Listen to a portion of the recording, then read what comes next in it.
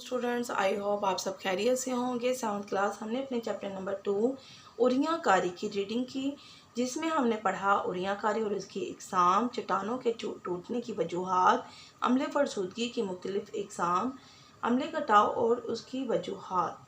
आज हम नेक्स्ट अपनी रीडिंग स्टार्ट करेंगे पेज नंबर 21 से। ज़राअत आपाशी, अम्ल कटाव और तूदी ज़िया के असरात। ज़राअत आपाशी इंसानी बस्तियों और ट्रांसपोर्ट पर अम्ल कटाव और तूदी ज़िया के असरात को ज़ेल में बयान किया गया है। हम रीडिंग कर लेते हैं, देन मैं आपको एक्सप्लेन करती हूँ। ज़राअत पर असरात। नदी नालों और कच्ची नहरों पर मुश्तमिल आपाशी का निज़ाम मुसलसल पानी के कटाव का शिकार रहता है। पानी के अमल से सतह ज़मीन पर मौजूद मिट्टी की ज़रखेज़ तय आहिस्ता आहिस्ता कटाव का शिकार होती रहती है और पानी ज़रखेज़ मिट्टी को बहा कर ले जाता है। ऐसी ज़मीन पर नबातात की अफज़ाइश की शरह कम हो जाती है, फसलों की पैदावार में कमी होती है, पहाड़ों पर चरागाहें और जंगली हयात के ठिकाने ख़त्म हो जाते हैं। तो क्या है कि नदी नालों और कच्ची नहरों पर मुश्तमिल आपाशी का निज़ाम क्या है, मुसलसल पानी के बहाव की वजह से बहुत ज़्यादा मुतासिर होता है, क्योंकि पानी के अमल से जो सतह पर ज़मीन पर मौजूद ज़रखेज़ मिट्टी है वो बहना शुरू हो जाती है, जिसकी वजह से ज़मीन पर ज़रखेज़ मिट्टी कम हो जाती है और वहाँ पर नबातात की अफज़ाइश की शरह कम हो जाती है और फसलों की पैदावार में कमी होती है। आपाशी पर असरात। पानी के अम्ल कटाव से मिट्टी की बड़ी मिक़दार नहरों के फ़र्श पर जमा होती जाती है और नहरों में पानी की मिक़दार कम हो जाती है। पानी के साथ ज़मीनी मवाद की मुसलसल मुंतकिली से डैमों की सतह मिट्टी से भर जाती है, जिससे डैमों में पानी ज़ख़ीरा करने की गुंजाइश कम हो जाती है और कुछ अरसे के बाद आपाशी और बिजली पैदा करने के लिए पानी दस्तयाब नहीं होता।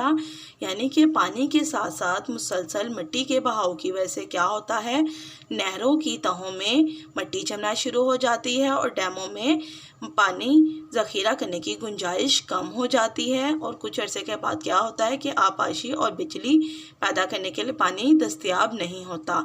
इंसानी बस्तियों पर असरात। पहाड़ी इलाकों में मिट्टी और कीचड़ के बहाव और लैंडस्लाइडिंग से अक्सर जानी माली नुकसान होता है। 1985 में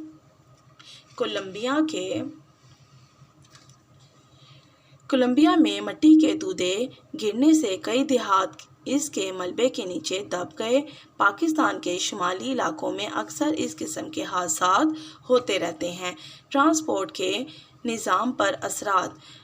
पहाड़ी इलाकों में मिट्टी का बहाव और लैंडस्लाइडिंग होती रहती है, क्योंकि आपको मैंने जैसा बताया कि मिट्टी का बहाव हमेशा बुलंदी से नीचे की तरफ होता है और लैंडस्लाइडिंग भी बुलंदी से नीचे की तरफ होती है, जिसकी वजह से पहाड़ी इलाकों में क्या होता है कि मिट्टी का बहाव और लैंडस्लाइडिंग होती रहती है, जिससे सड़कें बंद हो जाती हैं और पहाड़ी इलाकों में रहने वालों का राब्ता एक दूसरे से क्या होता है कि ख़त्म हो जाता है। ट्रैफिक का निज़ाम मुतासिर होता है। अम्ल कटाव और तूदी ज़िया के असरात को कम करने के लिए इक़दामात। दर्ज झेल तजावीज़ पर अमल करने से कटाव और तूदी ज़िया के असरात को कम से कम किया जा सकता है। नहरों और नदी नालों के किनारों पर दरख्त लगाना बहुत ज़रूरी है ताकि अम्ल कटाव को किसी हद तक रोका जाए। ज़री अराज़ी का हमवार होना बहुत ज़रूरी है, यानी कि जहाँ पर ज़राअत का काम किया जाए वो जगह का हमवार होना, स्मूथ होना बहुत ज़रूरी है ताकि पानी मिट्टी को बहा कर ना ले जाए। खेतों के किनारों पर दरख्त लगाने से मिट्टी का बहाव कम हो जाता है। पानी की ढलान कम करने से अम्ल कटाव और तूदी ज़िया को कम किया जा सकता है। ढलानों की सतह पर अम्ल कटाव और तूदी ज़िया के असरात को कम करने के लिए ज़रूरी है कि पहाड़ की ढलानों पर जंगलात को कटने से रोका जाए और ज़्यादा से ज़्यादा दरख्त लगाए जाएं। आबादियां ऐसे इलाकों में ना बनाई जाएं जहां अम्ल कटाव और तूदी ज़िया का ख़तरा हो। पहाड़ी इलाकों में सड़कों के साथ मजबूत दीवारें बनाई जाएं। ख़तरनाक ढलानों को ख़त्म कर दिया जाए। पहाड़ी इलाकों में बुलंदो बाला इमारतें ना बनाई जाएं, यानी कि बहुत ज़्यादा बुलंदी वाली इमारतें ना बनाई जाएं, ख़ास तौर पर वहाँ जहाँ ढलान ज़्यादा हो। आई होप आपको आज का लेक्चर से समझ आ गया होगा। अल्लाह हाफिज़।